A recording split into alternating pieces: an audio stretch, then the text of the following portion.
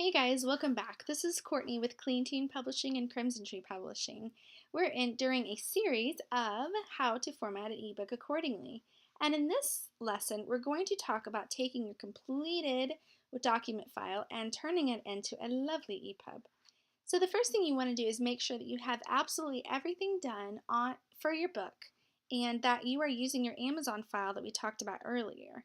And you want to make sure, like in this one, you have a title page, copyright page, if you're with our company, a disclosure page, a dedication page, and your table of contents all linked up and ready to go, and then all of your chapters, and then any of the other content that you want.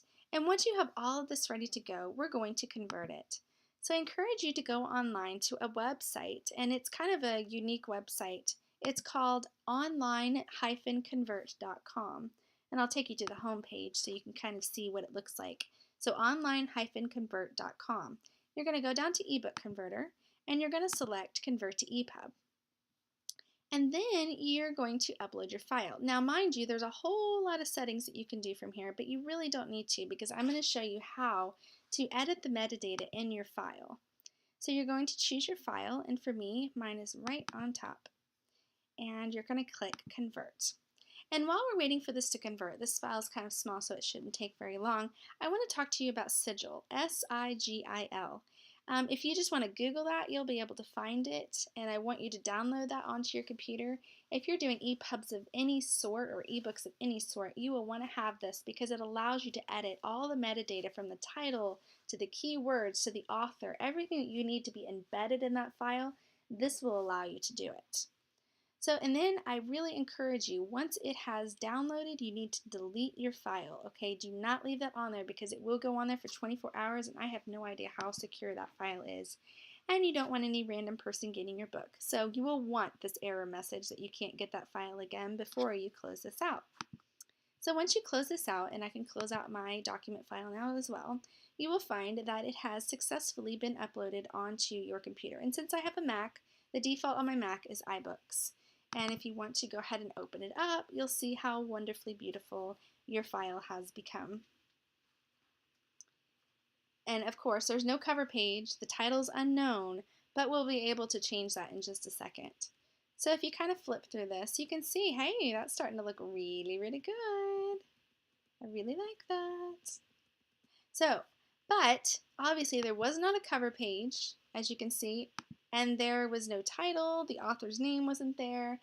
So we're going to edit this. And if you have installed Sigil, then you will be able to do what I'm going to do right now. And what you're going to need to do is you're going to take the EPUB and you're going to right click on it and put open with, and do not click iBooks, but click Sigil. And once Sigil opens up, we're going to be able to do a host of variety of different things, but if anyone knows anything about an EPUB file, it's really a glorified website. And I know that sounds weird, but everything is linked to everything else. So what you're going to want to do is you're going to want to kind of see these. If you click on these, this is every time I've split the page, this is where it starts at. So you can kind of see there's chapter 1. You can scroll down. This is all chapter 1. And then once I do this, this is all chapter 2. And what I really want to focus on here is not so much the inside and out of what Sigil is with regards to all of these different files, but I want to show you the basics of what you can do to really make your EPUB stand out. So you'll want to go to Tools, and first of all, we need to add a cover. So you're just going to click on that, and if your cover is inside of your file, you can click on one of these things. If it's not, you're going to want to click Other Files, and you want to go and hunt that down. So for me, let's just say mine is on my desktop, everything, CTP. It's going to take me a while.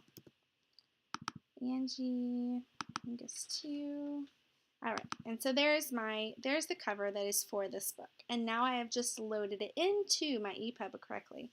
And then you'll also want to do something under Tools and go to Metadata Editor. Now this is really important because you'll want this metadata to follow through with your book. And so this book is called Angus McBain, and I'm not going to write the whole thing. And then the author, Angela Townsend, and we don't need it to be filed under me.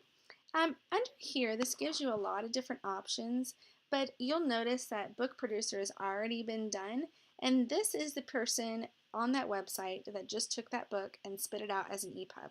You can delete this, you can leave it, whatever you want to do.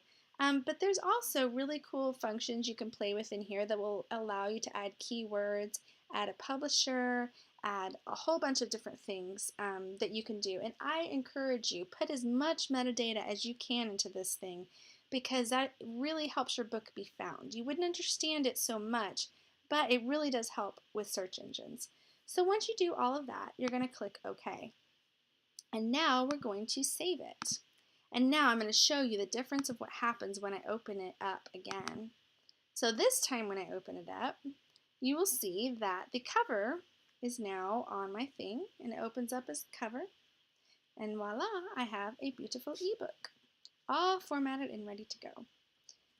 So I hope you've enjoyed this series, and I really hope that you can take it into your own hands now and feel comfortable creating an ebook from your document.